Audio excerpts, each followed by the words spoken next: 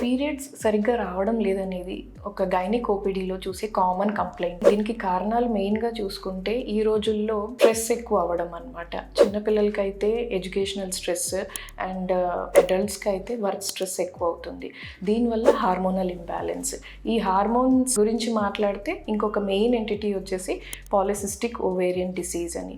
ఇందులో కూడా hormonal imbalance, male hormones ఎక్కువ అవ్వడము, ఫీమేల్ హార్మోన్స్ తగ్గడము అండ్ పీరియడ్స్ అనేవి స్కిప్ అవ్వడము లేదంటే కంప్లీట్గా మిస్ అవ్వడం అనమాట. అన్‌ప్లాన్డ్ ప్రెగ్నెన్సీస్ ఉన్నప్పుడు ప్రెగ్నెన్సీస్లో కూడా మనకి పీరియడ్ అనేది మిస్ అవుతూ ఉంటుంది. సో ఇది కూడా గమనించుకోవాలి.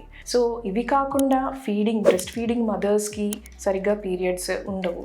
ఇదే కాకుండా కొన్ని హార్మోనల్ అబ్నార్మాలిటీస్ లైక్ థైరాయిడ్ కానీ, ప్రొలాక్టిన్ కానీ, ఏజ్ గ్రూప్స్ చూసుకుంటే వెరీ యంగ్ అంటే ఇప్పుడే పెద్ద మనిషి అయిన అమ్మాయిలు కానీ లేదంటే మెనోపాజ్కి దగ్గరున్న లేడీస్కి కానీ పీరియడ్స్ అనేవి సరిగ్గా రావడం జరగదన్నమాట.